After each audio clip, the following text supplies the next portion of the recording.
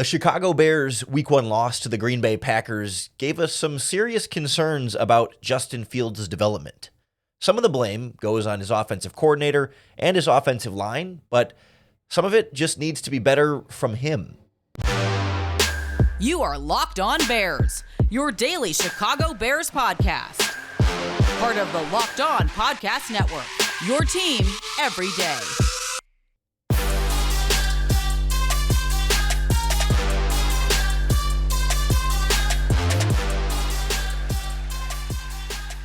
This is Locked On Bears, and I'm your host, Lauren Cox.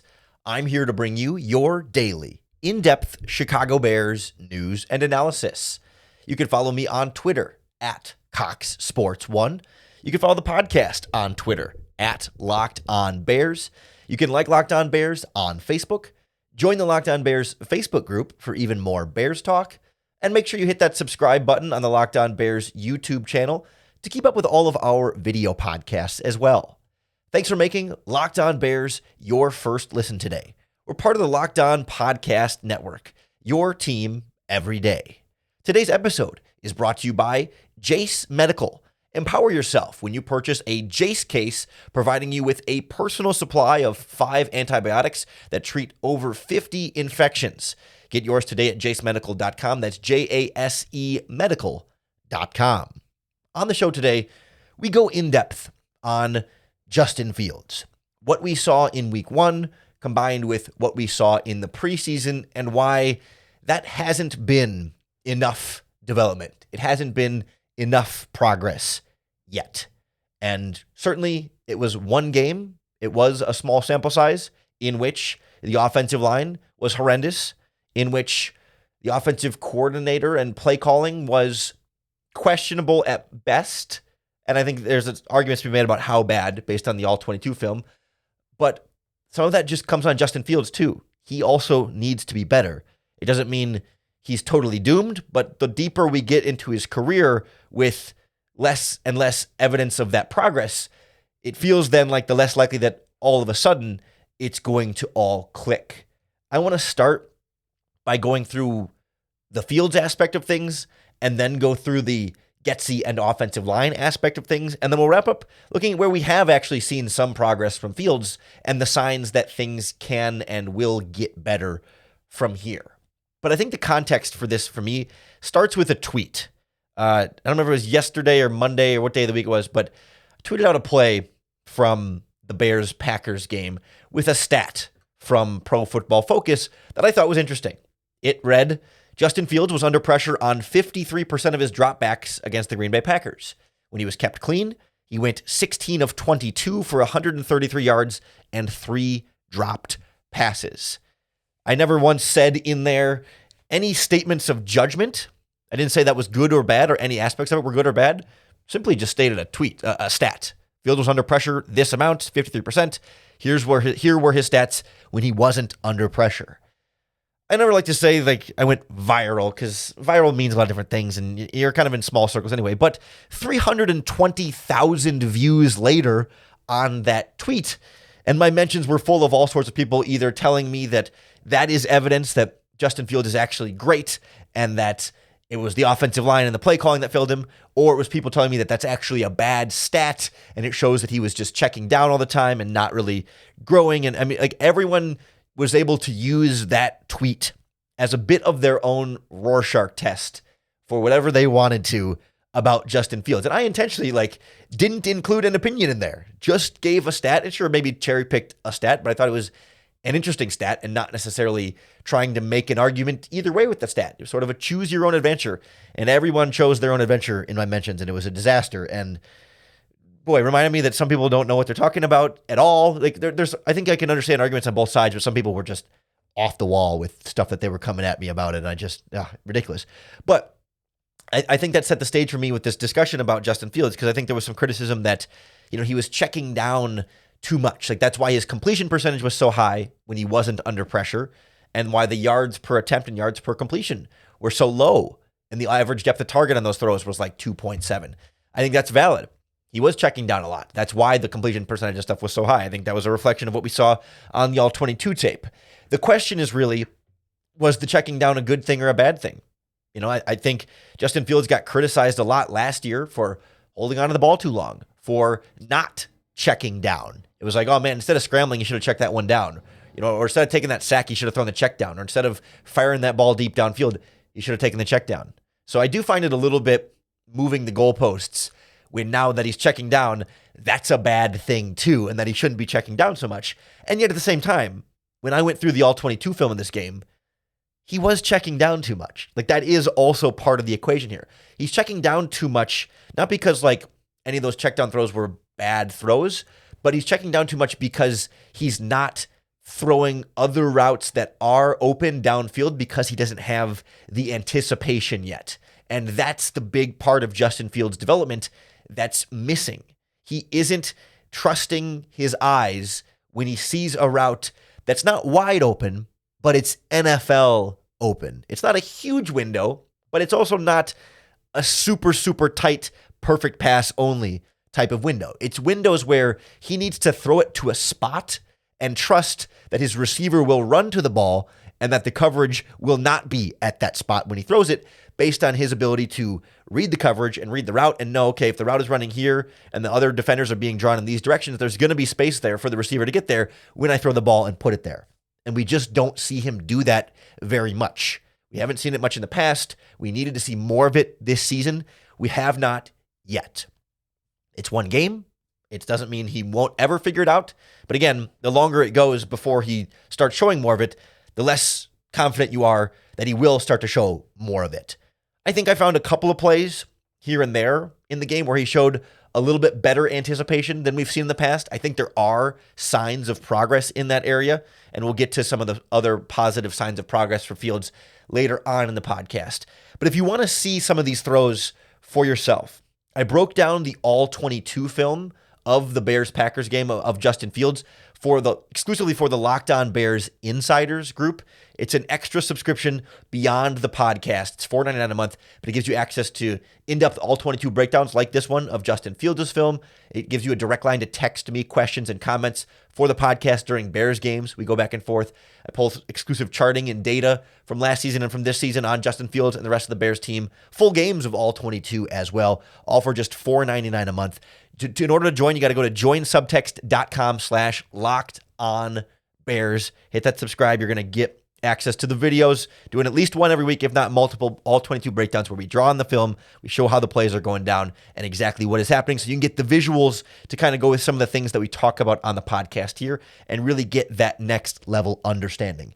Again, if you want to join, it's $4.99 a month. joinsubtext.com/lockedonbears. I always throw a link to that in the bio in the description for the podcast as well. That's the Justin Fields side of things. Needs better anticipation. Needs to trust his eyes when he sees it. He's not going through the progressions too slowly. He's just, when his eyes are there, he's not trusting it.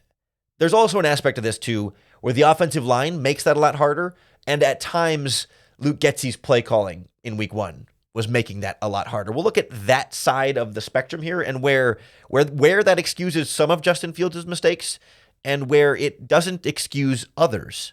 Next on Locked On Bears. The Locked On Bears podcast is brought to you by our friends at eBay Motors. eBay Motors has teamed up with Locked On Fantasy Football and their host, Vinny Iyer, to bring you some of the best fantasy football picks each and every week all throughout the season. Whether you're prepping for daily fantasy or scouting the waiver wire, every week we're going to provide you the players that are guaranteed to fit on your roster. So let's see who Vinny's picked out for us on this week's eBay's Guaranteed Fit Fantasy Picks of the Week. If you're looking for a sweet matchup to exploit for a big game at wide receiver in week 2, turn to the Chargers' Mike Williams. Williams was quiet and banged up in a run-heavy opener against Miami in week 1, but he draws a beautiful spot against a Tennessee Titans secondary that struggled to handle any of the Saints receivers downfield last week, including Chris Olave and Rashid Shaheed. Look for Justin Herbert to hit on at least one big scoring play to Mike Williams this week. It can be a big benefit for your fantasy team. Vinny Iyer from Locked On Fantasy Football is going to help you win your fantasy championships. And eBay Motors knows that a championship team is about each player being a perfect fit. The same thing is true for your vehicle. With over 122 million parts for your number one ride or die, you can make sure your ride stays running smoothly. We're talking brake kits, LED headlights, roof racks, bumpers, whatever your baby needs, eBay Motors has it. And with eBay Motors Guaranteed Fit, it's guaranteed to fit your ride the first time, every time, or your money back. Plus, at these prices, you're burning rubber, not cash.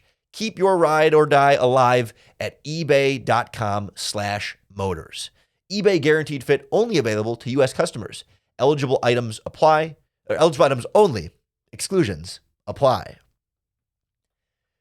You can't talk about Justin Fields' deficiencies without also acknowledging the deficiencies around him that are either limiting his ability to grow and be successful, or perhaps making it more difficult for him to be successful, or setting him up less for success and more so for failure. There's certainly an aspect of this that is outside of Justin Fields' control.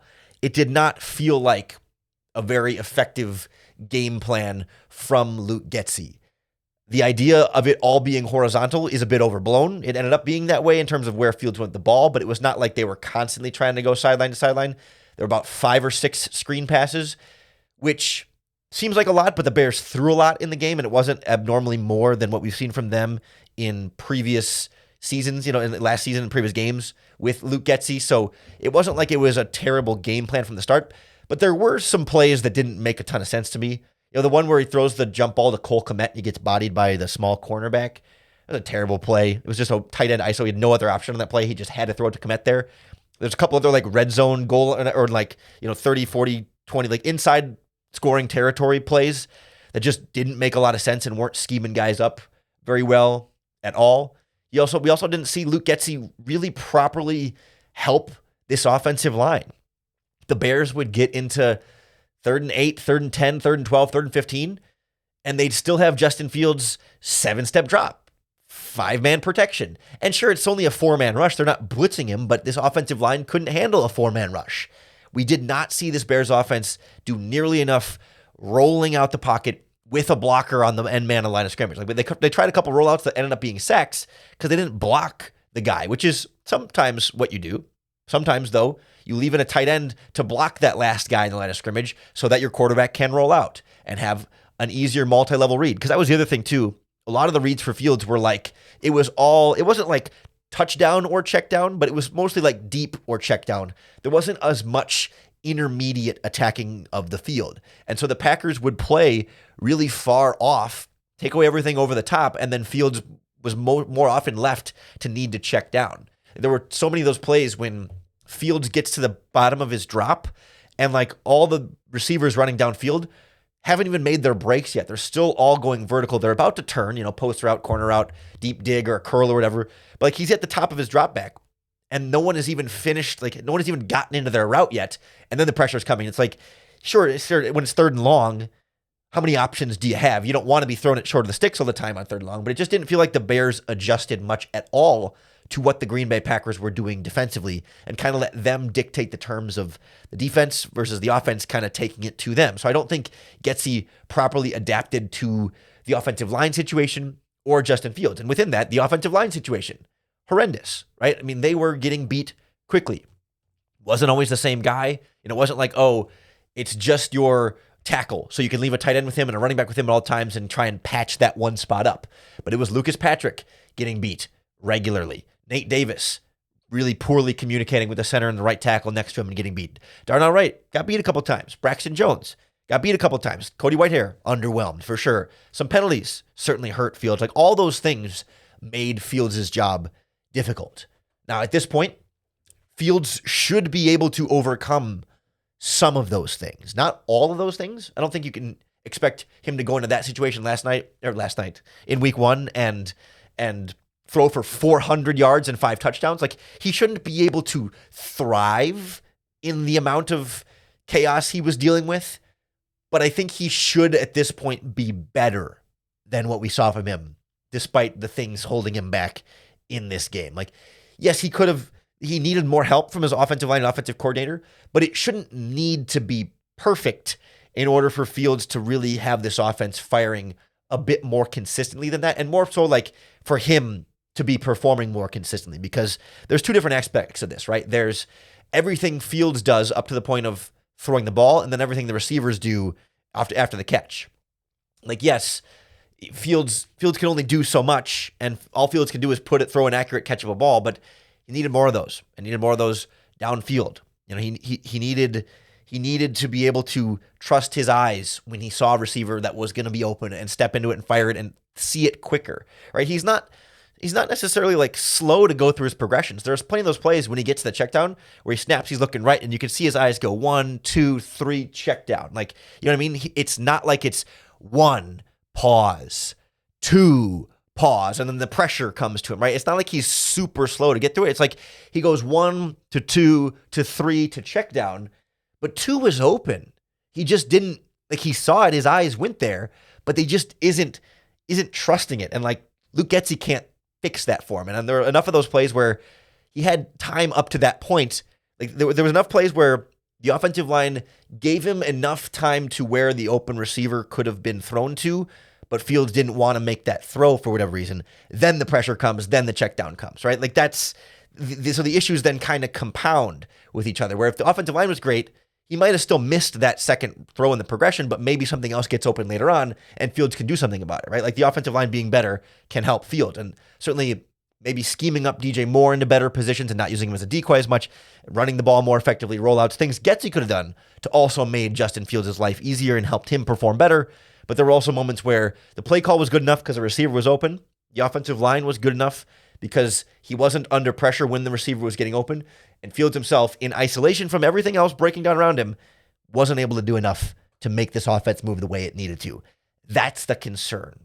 There's also concerns with the O-line and Getsy, but the individual concern from Fields is like, we need to see more progress in this area. This was an area we knew entering the season we were looking for progress from. It's not a new issue. It's all right, it's year 3. The excuses are starting to get fewer and fewer. You're in the offense more. You got better receivers.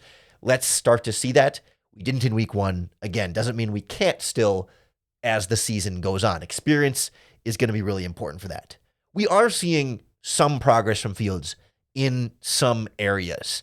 And it's also true that in theory, the offensive line, the running game, and the offensive play calling won't be this bad all season long. So we'll look at where we are seeing progress from Fields and what it might look like when everything around Fields starts to get a little bit better too, next on Locked On Bears. The Locked On Bears podcast is brought to you by our new friends at Jase Medical. Everyone should be empowered to care for themselves and their loved ones during anything unexpected. That's why Jase Medical offers the Jase Case. The Jase Case provides 5 life-saving antibiotics for emergency use that can give you some peace of mind so you're not just hoping that you have access to medication in an emergency, especially now with some shortages in terms of antibiotics, supply chain questions, certainly some international trade dynamics that go into a lot of that. Jase Medical makes sure that you have your medication in hand. It's simple. They handle everything from the online evaluation with board-certified doctors to licensed pharmacy medication delivery and ongoing consultation and care. Don't get caught unprepared. Save more than $360 by getting these life-saving antibiotics with Jase Medical. Plus, you can get an additional $20 off by using our code LOCKEDON at checkout at jasemedical.com. That's JASE medical.com. Promo code Locked On. Today's episode is also brought to you by our friends at PrizePicks, the better way to play daily fantasy sports. PrizePicks is so much fun because you get to not only have the fun of daily where you get to do it all over again every week and you're not stuck with the same team, but it's also a different approach to daily fantasy football because with PrizePicks, you pick 2 to 6 players and whether they produce more or less than their PrizePicks projections, and you can win up to 25 times your money on your picks. You got odds, for example, on what we're going to see from Justin Fields over his passing yards or less than his passing yards. The rushing from Justin Fields as well. Players in every game and in every sport. PrizePicks is the fun way to give you something to root for, even in games that don't involve your Chicago Bears. You got to check it out. Go to prizepicks.com/LockedOnNFL and use our promo code LockedOnNFL for a first deposit match up to $100. That's promo code Locked On NFL at prizepicks.com/LockedOnNFL for that first deposit match up to $100. PrizePicks, daily fantasy sports made easy. The Chicago Bears need to make Justin Fields' life easier as their quarterback, and I think we have some expectation that they will. I think it's reasonable to believe that things are not going to be that bad every single week this season. It couldn't get much more disastrous from an offensive line perspective, from a running game perspective, although, they got some stuff going with Roschon Johnson, certainly. From a play calling standpoint, there were a lot of questionable moments there, and from the defense as well. Like, the defense should be able to play better this season. In theory, and maybe it's not right away in week 2, but as the season goes on, the Bears will play teams that they will beat. The Bears will play better. Right? The offense will look better. We saw the offense look better last year with Equanimeous St. Brown, Byron Pringle, N'Keal Harry on that as those wide receivers, right? I mean, we've seen them do a lot more with a lot less. This will get better, and I think from Justin Fields, we will see better from Justin Fields because we are seeing signs of that progress so far.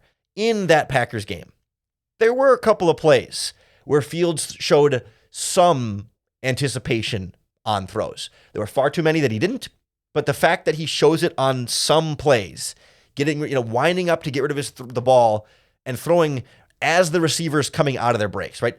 Most of the time for Fields, he needs to see that they're open. Like Mooney's breaking to the outside, and he sees that Mooney is on the outside and open, and then he winds up and then he throws it. But it's not until he fully sees that he's open that he can see it, register it, wind up, throw.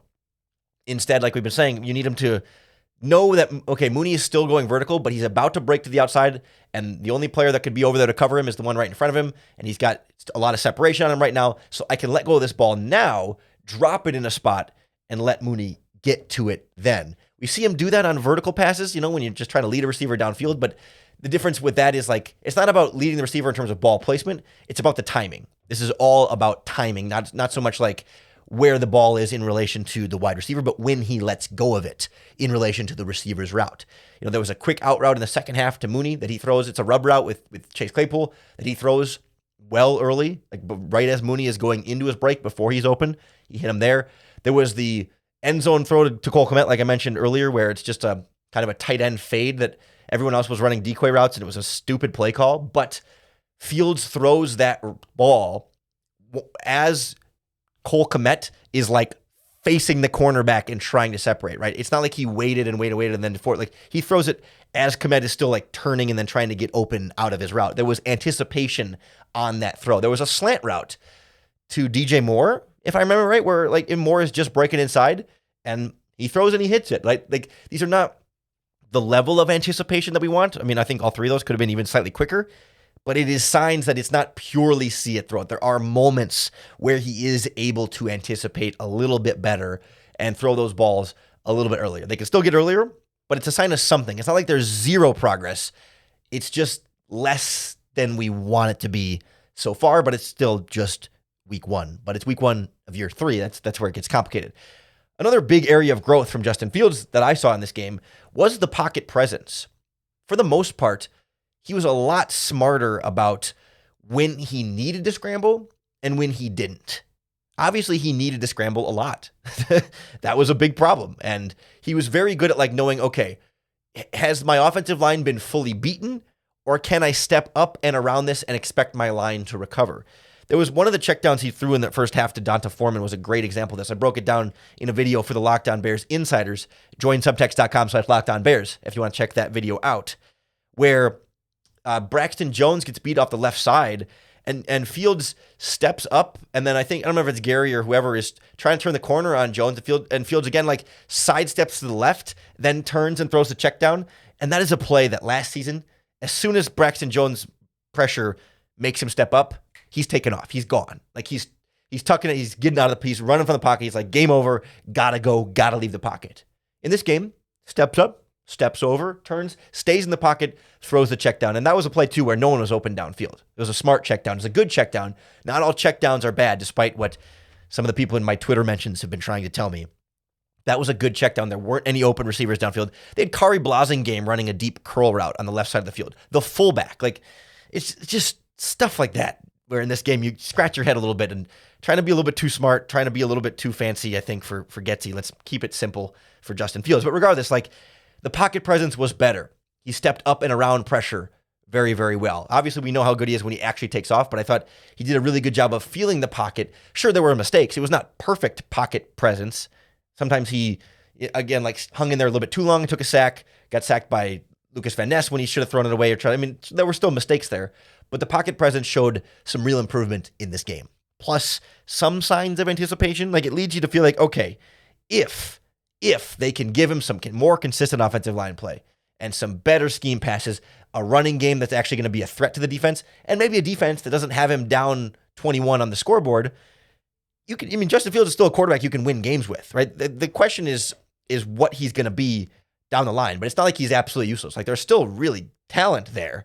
It's just a matter of, big picture, is he the guy? We need to see more of the anticipation and stuff to know whether he's the guy long term, but not all is lost. Like, it's not all doomed from here, even though he struggled and isn't developing as fast as we want him to.